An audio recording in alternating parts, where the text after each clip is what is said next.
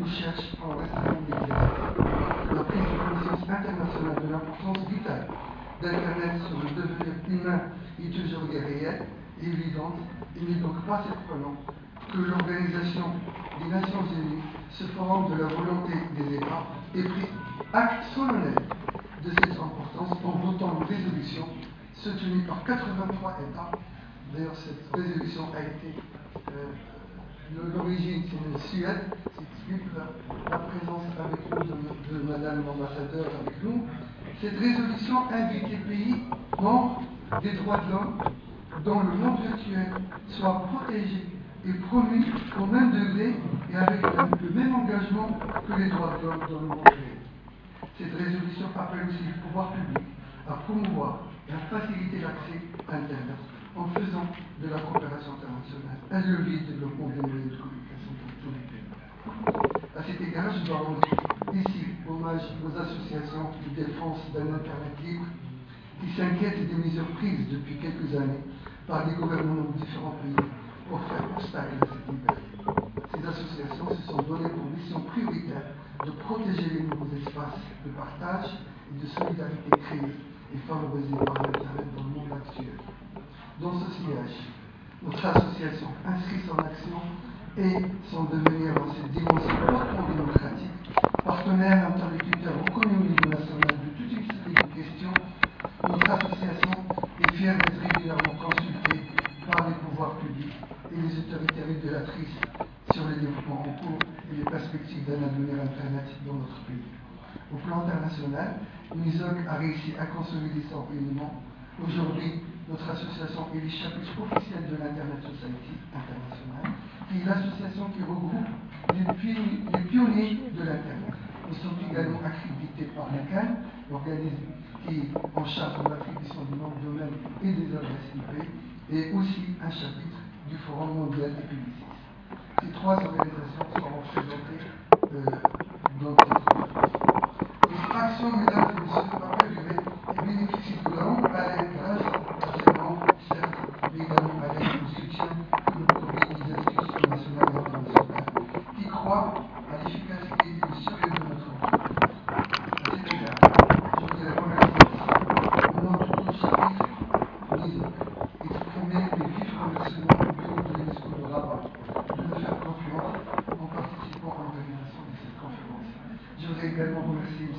Mustafa Khelfi, ministre de la Communication, porte-parole du gouvernement, M. Abdelhamid Benoche, ministre chargé de la fonction publique et de la modernisation de l'administration, M. Louali, Madame l'ambassadeur, d'avoir accepté de participer à la cérémonie de l'ouverture de notre conférence.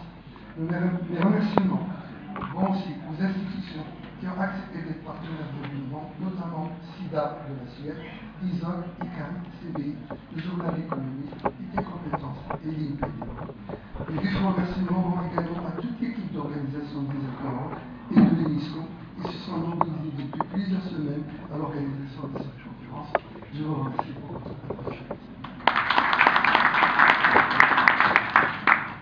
نتشرف فيه بحضور كل السيد الوزير المنتدب في الوظيفة العمومية والتحديث إلى الصديق العظيم خروش وكذلك السيد والي الجهة والصديق فوزي على الحضور بالإضافة إلى كل من سفارة السويد التي نعتبرها شريك أساسي في هذا المشروع. ولهذا أرحب بهم كما أرحب بكل الضيوف. هذا اللقاء الذي نعتبره محطة هامة وأساسية في مجهود الوطني لمواكبة قطاع رائد في بلادنا ألا وهو قطاع الإنترنت بكل أبعاده الإعلامية والاقتصادية والثقافية والتربوية والاجتماعية والسياسية. إنترنت المغرب أصبح محرك قوة دافعة للتنمية وللتحديث وللازدهار وللإشعاع. ولا يمكن لنا كبلد استطاع في ظرفية زمنية قصيرة أن يصبح الأول، وهو معدل سنوي تقريبا حوالي 35% سنويا في السنوات الأخيرة. المغرب وهو يتوفر على هذا الرصيد وينطلق في ذلك من استراتيجية المغرب الرقمي، مواكبة تقنية ولكن أيضا مواكبة قانونية. ولهذا هذا اللقاء يكتسب أهمية بالغة، خاصة وهو يعالج 4 قضايا أساسية. القضية الأولى التي تهم الصحافة الإلكترونية وما يرتبط بها، ونحن في المغرب نعد من البلدان الرائدة على مستوى انتشار الصحافة الإلكترونية، حيث يعرف المغرب حرية تأسيس الصحافة الإلكترونية،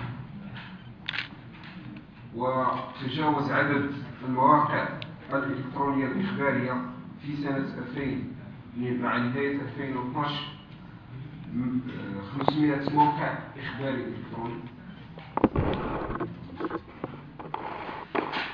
وتعكس هذه المواقع الإخبارية الإلكترونية محتوى محلي متنوع تعددي يعكس منطق القرب ويعمق ثقافة الوحدة الوطنية.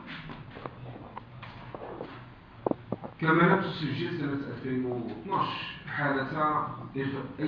أي حالة إغلاق لموقع صحفي إلكتروني أو منع الولوج في بلادنا.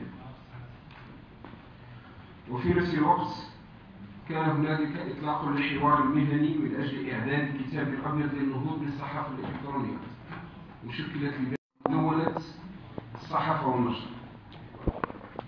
بالإضافة لذلك تمت بروة المقتضيات القانونية تضمن الدعم العمومي وفق معايير شفافة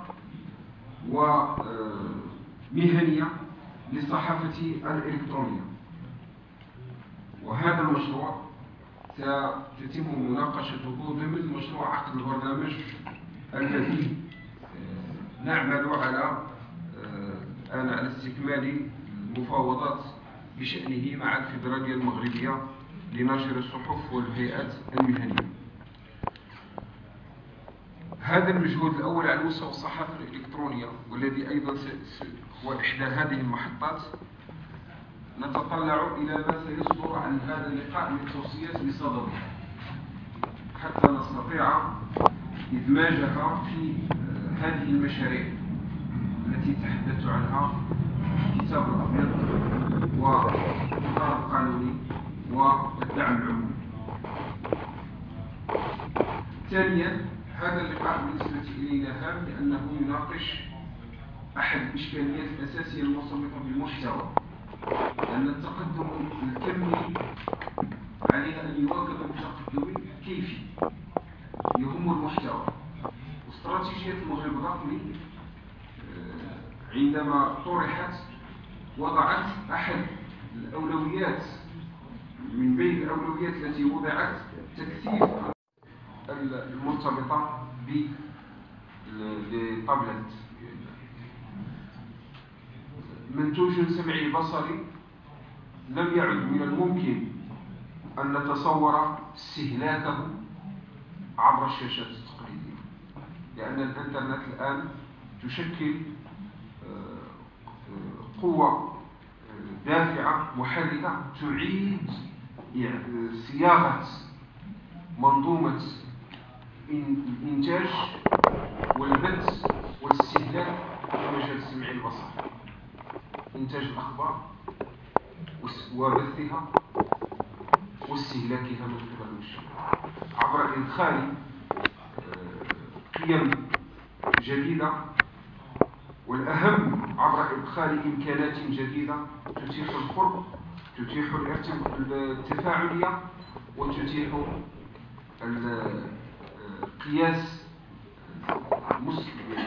قياس المستمع والمنتظم للرضا من قبل المشاهدين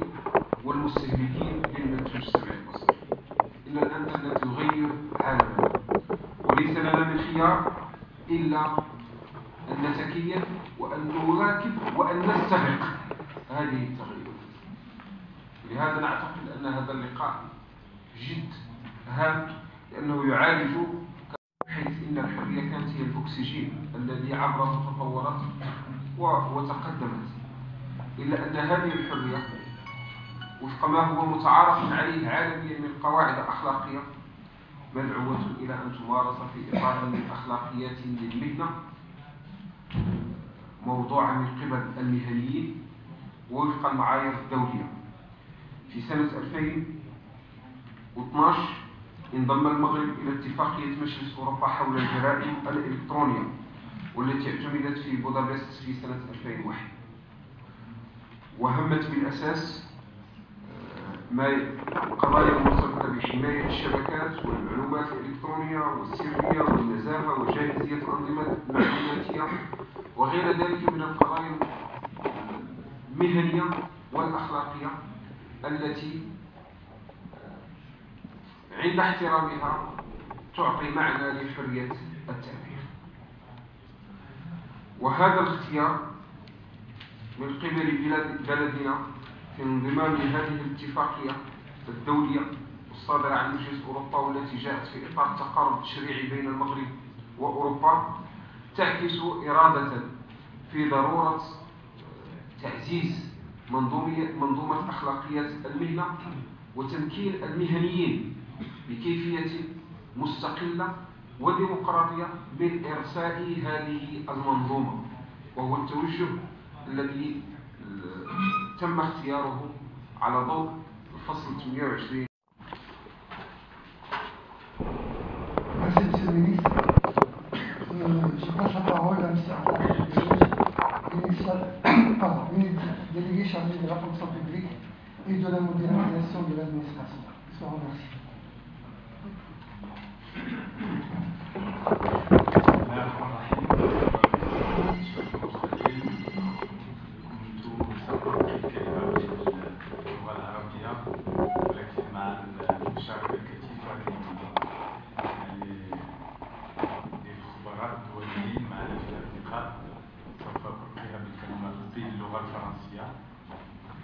C'est une complémentarité avec mon cher ami.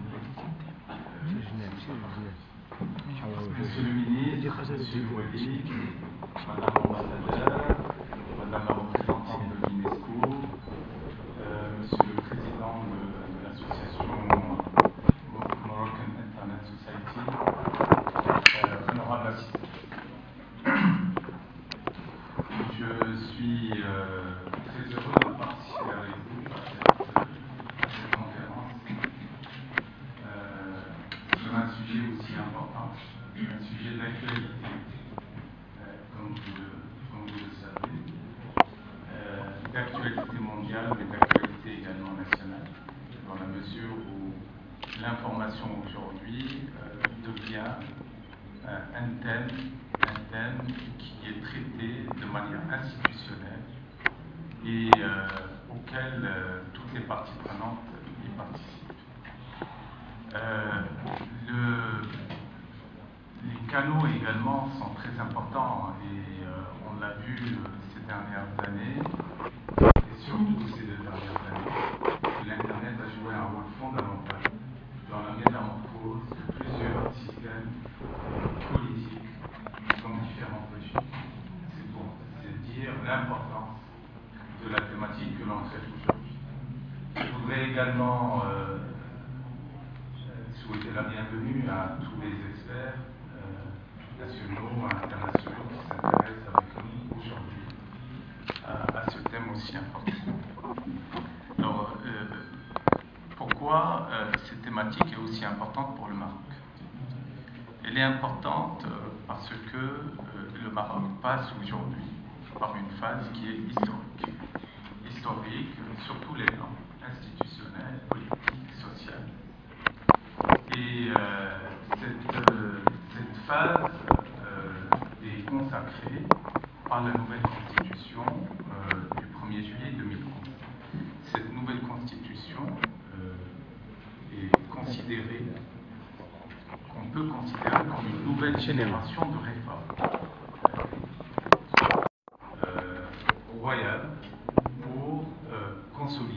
consacrer l'état de droit et des libertés. Alors, bien entendu, on peut se dire renforcer l'état de droit et des libertés. Le troisième pilier très important aussi, c'est le renforcement des instances de gouvernance. Et là, quand je parle des instances de gouvernance, je parle de tout ce qui est droit de l'homme, le Conseil de la concurrence, l'instance chargée de la lutte contre la corruption, et j'en passe. Et ceci, bien entendu, pour pouvoir préserver tous ces droits, libertés, et d'avoir, bien entendu, toutes les conditions qui puissent consolider les acquis démocratiques et les démocraties. Alors, c'est pourquoi j'en parle, en fait. J'en parle parce que ce modèle marocain s'appuyant sur ces fondements, des fondements importants, ne peuvent fonctionner normalement que si l'information est disponible au niveau de toutes les parties prenantes, pour que chaque acteur de la société, qu'il soit politique, social, économique, puisse jouer son rôle à la fois au niveau de l'élaboration des politiques publiques, son rôle au niveau de la mise en œuvre des politiques publiques, son rôle également au niveau de l'évaluation des politiques publiques. Et justement, la nouvelle constitution, qui parle de l'élaboration d'une loi relative à l'accès à l'information. Alors, cette loi, disons, cette information que je qualifie d'oxygène, en fait, quelque part, qui oxygène un peu précise que l'une des conditions de citoyenneté, c'est de disposer de l'information. C'est que le citoyen puisse disposer de l'information dans les meilleures conditions possibles. Bien entendu, les efforts faits en matière d'accès à l'information ne sont pas nouveaux.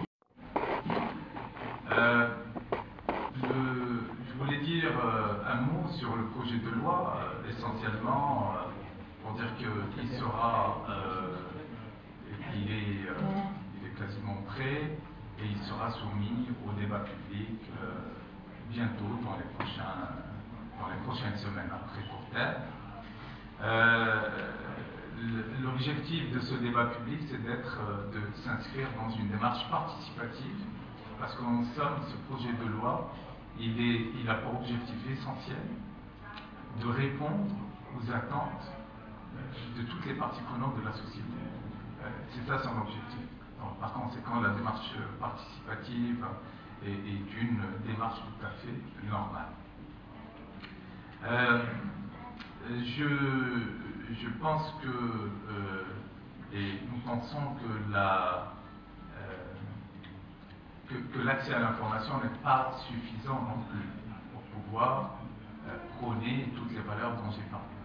C'est important aussi d'avoir une administration moderne, une administration qui puisse être ouverte, et ceci aujourd'hui est pensé à travers toute la politique de modernisation de l'administration, à travers différents programmes, le e-gouvernement, le gouvernement électronique en État.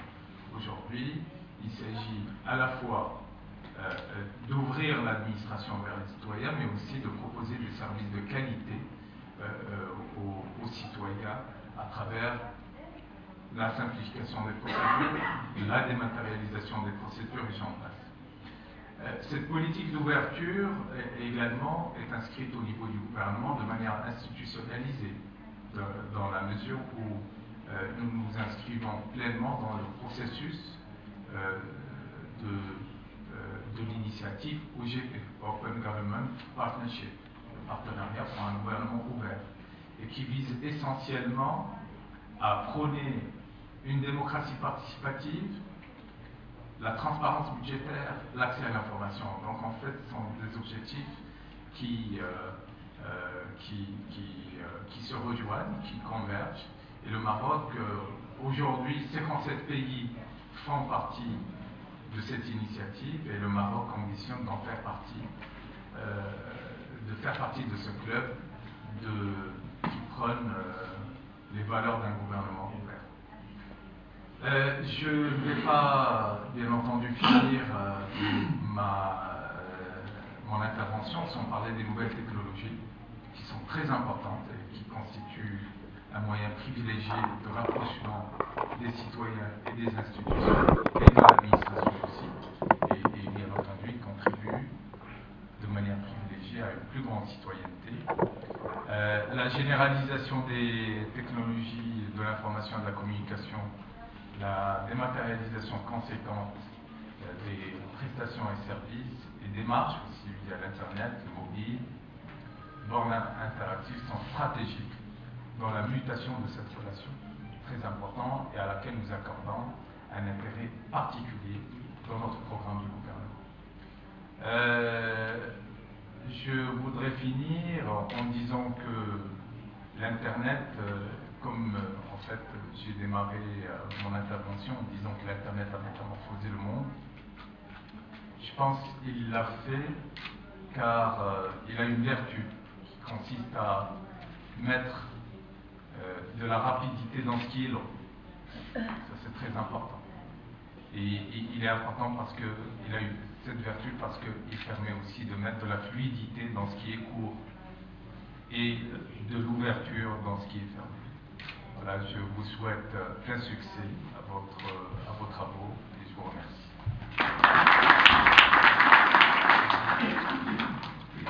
Merci M. Belouche. Je passe la parole, tout en la remerciant, Mme Anna Amargin, ambassadeur commercial de Christian Romanski.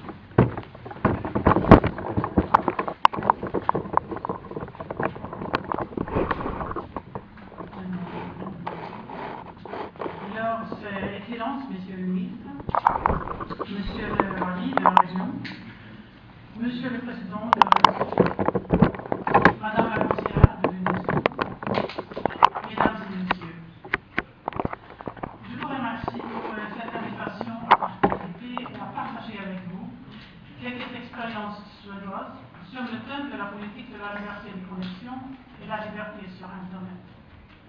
J'ai bien noté que M. le ministre Guéron est expulsé pour ne pas parler en arabe. Moi, je dois m'excuser pour ne pas parler ni en arabe ni en français. Normalement, je présente le discours en français, mais à cause du caractère technique de ce sujet, j'ai opté pour l'anglais. Et pour cela, j'espère que tout le monde a reçu les soutiens. Là, je sais. C'est ça que chacun a fait. Alors, merci. On peut peut-être laisser le temps que les gens aillent chercher leur interprète seront distribués, je pense. It should be in English. On se repose 3 minutes.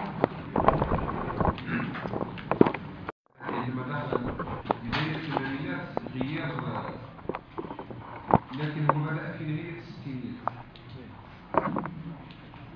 ونحن الآن رئيس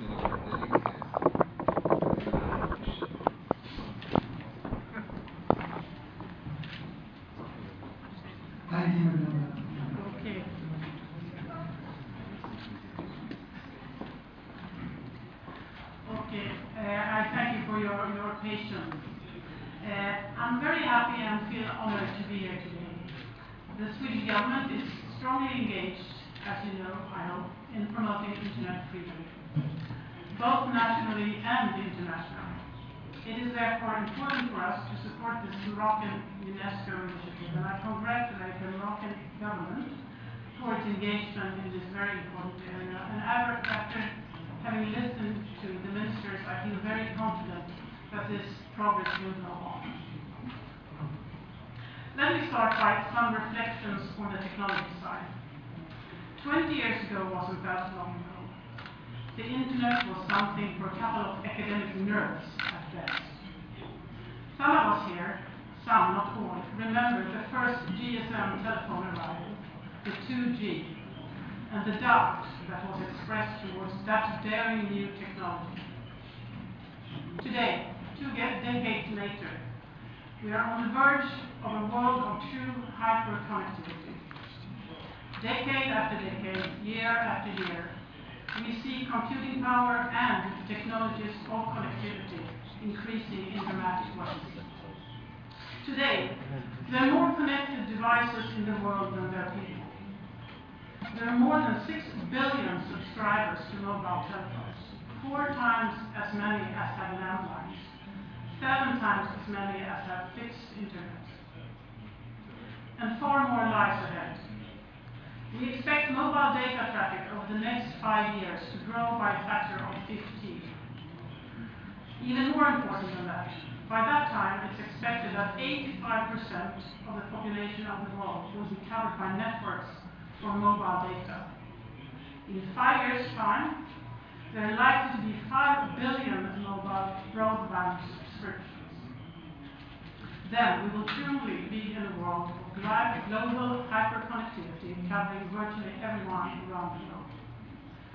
So, where is Sweden in all of this? It has to be said that we did not invent the internet. But I think we can proudly say that we've been in the forefront of the use of the net and all the different new communications technologies during the past few decades. The mobile cell phone technology, which has now produced the smartphones, that is bringing the power of the net to almost everybody. It has its origin in the Nordic world. And still today, we're trying to be in the forefront. The recent network readiness report by the World Economic Forum puts Sweden first among all the nations that it's rating. Proud as we are of this, we are also keenly aware that technology is moving fast. Politics is not standing still. The world is a very dynamic place, and where we will be next year, or the decade after, that is still an open question. Then why is Sweden this advanced, and why is my government giving such priority to freedom on the internet? Looking on the normative explanation, Sweden has a strong tradition of constitutional protection of the freedom of speech and the freedom of information. In fact, our constitutional provision in favor of freedom and information against censorship goes back to 1776. In essence, it has remained the same during the centuries when Sweden went from one of the poorest countries in Europe to one of the more developed societies of the world. Swedes are used to wide interpretation of freedom of expression. To us, free expression is an absolute condition for our democratic society, and any limits are to be regarded as exceptions. This open and free society has also fostered entrepreneurial talent of individuals and created a base for Swedish innovations and for our country's growth since decades, even centuries. More recently, it has taken the fruits of the emerging revolution of science and technology into broad parts of our society. That's the way it must be if we want to continue to develop in a world that is changing as fast as ours. Sweden's story is in no way unique, and that explains why my government promotes an agenda of openness and innovation friendliness, also internationally. We see a very strong link between freedom, the net, and economic development. I believe that many people focus too much on the internet's risks, and that this tends to overshadow its great opportunities. But let's not fool ourselves. There are challenges that need to be addressed. As the net becomes increasingly important for our societies, the security of the net becomes the security of our societies. If we don't manage the security of the net, we endanger the security of the rights of individuals, and we endanger the security of our societies. And certainly, there are limits to free speech also in Sweden. Defamation, child pornography, and hate speech are a few examples. Building on our human rights commitments, these exceptions are implemented by national law enforcement agencies and courts. I can tell you that during the last months in Sweden, discussions regarding online behavior have gained momentum. They have focused on posting of offensive pictures on photo sharing sites and on net harassment of women. seems like people, mostly men, here have used the internet to intimidate women in a way which never would take place in real life. A similar story is being disclosed right now, right here in Marrakesh. The Facebook site Scoop Marrakesh, where dozens of young Moroccan women have been subjected to severe defamation and sexual harassment. This is all problems that are very serious and worrying. If people feel intimidated to use the net to express their views, the full potential of the net will not be achieved. People must realize that words spoken on the net carry the same weight and consequences as they do in real life. There seems sometimes to exist a different social norm, saying that more is acceptable on the net. Even on the net, one is expected to push the limits a little, to stand out, to be interesting. Be it as it may, that we have to work more with attitudes in this respect. However, and this is an important point, in the Swedish case, very few people, commentators or experts, advocated for more restrictions of free expression after what happened. There is a solid agreement that these problems are not solved through more restrictions of expression, but rather by opening up for public debate and improving, when necessary, the framework for implementation. The events clearly point to the fundamental norm that the Swedish government and others promote. And it is that the same rights that we have in the offline world should be applied in the online world. And another main point, a society based on democratic governance, respect for human rights and the rule of law is in a much better position to deal with the net challenges and to maintain the respect for human rights. Unfortunately, we see in many countries that the exception becomes the rule. More states are getting into extensive censorship and surveillance schemes. People are harassed, even thrown in jail for expressing their views on the net. This undermines freedom of expression and is the very basic rationale for our work on this topic. So far, the biggest achievement, however, of internet freedom was the adoption last year in the Human Rights Council of the United Nations of the resolution on enjoyment of human rights on the internet. It was a great breakthrough. Beyond affirming that freedom of expression applies also to the internet, the resolution recognized the immense value the net has for global development and called on all states to facilitate and improve general access to it, as was earlier mentioned. I am very glad that Morocco, together with around 80 other countries, co-sponsored this resolution. It proves that there is certainly a basis for a continued dialogue between our two countries. But as we all know, internet success is not attributable to states, quite the opposite. It's actually the absence of a single authority for the internet that has proven key for this amazing global network. Sweden strongly believes in maintaining the multi-stakeholder model for internet governance with an integrated and strong human rights perspective.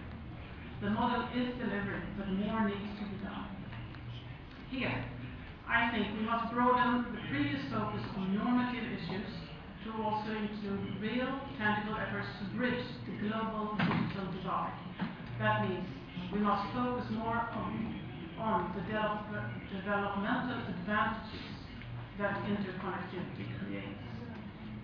Mesdames et messieurs, avec ces mots à propos de l'expérience suédoise concernant les questions normatives et les dimensions de développement, de l'interconnexion et la liberté sur le net, je tiens à vous remercier pour votre attention et je souhaite à vous tous un bon travail au cours de cette conférence. Merci beaucoup. Merci beaucoup, Madame l'ambassadeur. Je passe la parole à Madame Misako Ito, qui va dire un mot de bienvenue de l'UNESCO et de notre comité d'organisation. Merci Agide. Je vais revenir en français. Je ne vais pas faire l'original de faire un discours en japonais. Voilà, je vous souhaite la bienvenue à cette conférence. Monsieur le ministre de la Communication, Monsieur le ministre de la Fonction publique, Monsieur Wali de Marrakech, Madame l'ambassadeur.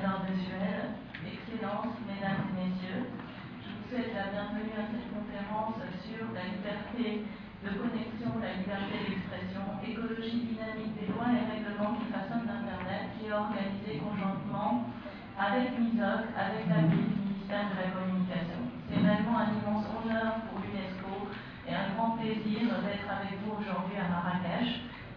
C'est à mon tour d'adresser mes séries de remerciements, d'abord à son Excellence, Monsieur le ministre de la Communication, vous qui avez toujours soutenu personnellement et activement contribué à la tenue de cet événement, à Monsieur le ministre délégué chargé de la fonction publique, vous qui nous faites l'honneur de votre présence ici, pour présenter les travaux de votre ministère sur l'accès à l'information publique au Maroc dans votre excellent discours d'ouverture. Je voudrais également remercier Madame l'ambassadeur de Suède. Votre pays a signé et a financé un vaste programme de coopération avec l'UNESCO pour la promotion de la liberté de la presse dans la région arabe, et dont les activités au Maroc concernent 3 volets. D'abord, la promotion de l'égalité des genres dans et à travers les médias, l'éducation aux médias et à l'information, et la promotion de la liberté d'expression sur Internet. Et comme le dit votre brillant discours, votre pays a toujours été un modèle d'ouverture, un modèle de transparence. Le premier pays au monde à instaurer la liberté d'expression et la liberté d'information, et vous avez été parmi les pionniers à plaider auprès de l'ONU pour la reconnaissance du droit à la liberté d'expression sur Internet, qui fait depuis juillet 2012 l'objet d'une résolution à l'ONU et qui invite tous les États membres à faciliter et à promouvoir l'accès à l'Internet. Merci de votre appui continu sur cette thématique qui est si chère à l'UNESCO. Je remercie également le journal L'Économiste, les représentants de l'ICANN, l'ISOC, pour vos contributions à cette conférence, ainsi que vous tous ici présents, membres du gouvernement, représentants des instances chargées de la régulation, blogueurs, journalistes, enseignants, chercheurs, défenseurs des droits de l'homme et représentants du secteur privé. Vous avez répondu favorablement à l'appel de l'UNESCO pour participer aux travaux de cette journée, de ces 2 journées, et c'est un honneur de vous avoir parmi nous aujourd'hui. Je sais que certains experts et intervenants ont voyagé de loin pour venir nous joindre à Marrakech, et je voudrais également vous remercier pour vous être mobilisés pour cet événement. Et enfin, je suis particulièrement reconnaissante à tous les membres du MISOC qui ont travaillé main dans la main avec l'UNESCO pour la tenue de cet événement. Alors, notre présence tous ici témoigne de notre intérêt à aborder ensemble la question de la liberté d'expression sur Internet. Or, nous voulons tous des horizons très divers, avec des intérêts particuliers qui sont parfois conflictuels lorsque nous abordons la question de la réglementation de l'Internet. Et c'est en cela que la question de la liberté d'expression sur Internet est très complexe et ne peut être traitée qu'en prenant en compte une écologie élargie de lois et règlements qui façonnent l'Internet. Et c'est de cette écologie que nous allons aborder lors des travaux de circulation des idées à un objectif plus large qui est celui de la préservation des guerres et la construction des défenses de la paix, en encourageant la compréhension mutuelle entre les peuples et le dialogue fondé sur le respect des valeurs partagées par tous. Parmi ces valeurs, il y a notamment celles consacrées dans la Déclaration universelle des droits de l'homme de 1948, dont l'article 19 garantit à tous le droit de chercher, de recevoir et de répandre des informations et des idées par quelque moyen que ce soit. Le développement de l'Internet a modifié substantiellement les rapports de force entre les acteurs politiques, les médias, les acteurs économiques et les citoyens internautes. Depuis les débuts du XXe siècle, l'Internet et sa convergence avec les communications mobiles ont élargi l'accès aux ressources d'information et ont considérablement accru la capacité des individus et des groupes à s'exprimer librement et à communiquer sur la toile. La diffusion de l'Internet sur l'ensemble du globe, à laquelle s'ajoutent des innovations toujours plus poussées et plus sophistiquées, permettent à l'utilisateur de créer et de consommer des informations et fait de l'Internet un élément central du pouvoir de communiquer des individus si ceux-ci y ont accès et ont les capacités de l'utiliser efficacement. Et le printemps arabe a d'ailleurs démontré au monde de manière éclatante ce potentiel de l'Internet. Mais cette évolution même du pouvoir de communiquer a suscité des tendances préoccupantes qui visent à restreindre et à contrôler l'usage de l'Internet pour des raisons politiques, morales, culturelles ou sécuritaires.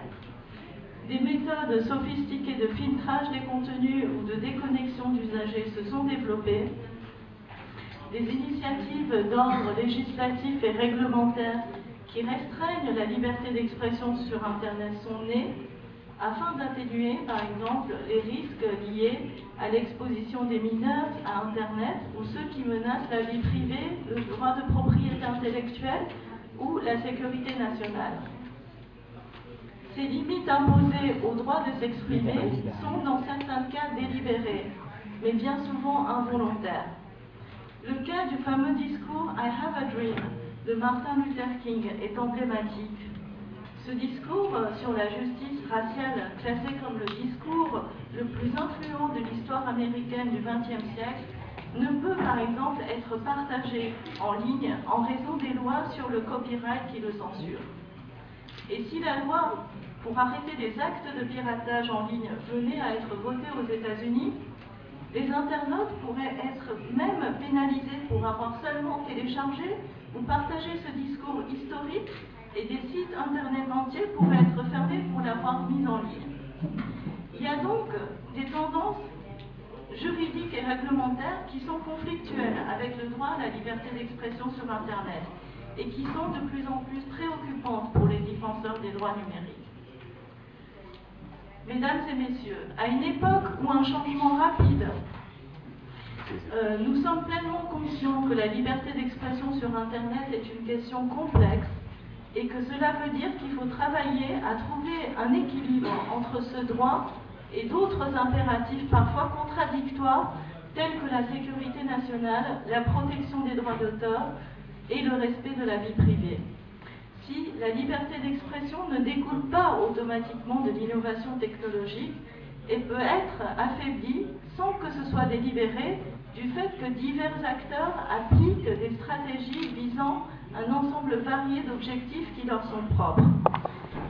La liberté d'expression sur Internet a donc besoin d'être protégée par des mesures législatives et réglementaires qui mettent en balance les intérêts divers et potentiellement conflictuels de tous les acteurs dans une écologie élargie de choix politiques. La liberté d'expression sur Internet, si elle n'est pas promue par des politiques ou des pratiques qui sont conçues à cet effet, va régresser. Nous allons donc étudier au cours de ces 2 prochains jours les mécanismes juridiques et décisionnels indispensables à la libre circulation de l'information et examiner ensemble les multiples enjeux qui conditionnent la liberté d'expression sur Internet et qui nous concernent tous ici présents. J'ai l'espoir que cette conférence soit instructive et offre une plateforme avec tous les acteurs pour discuter ensemble de nos préoccupations en matière de la régulation de l'Internet. Merci pour votre attention.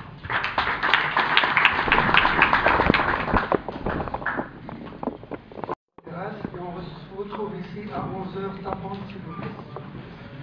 Il faut permettre à toutes les parties prenantes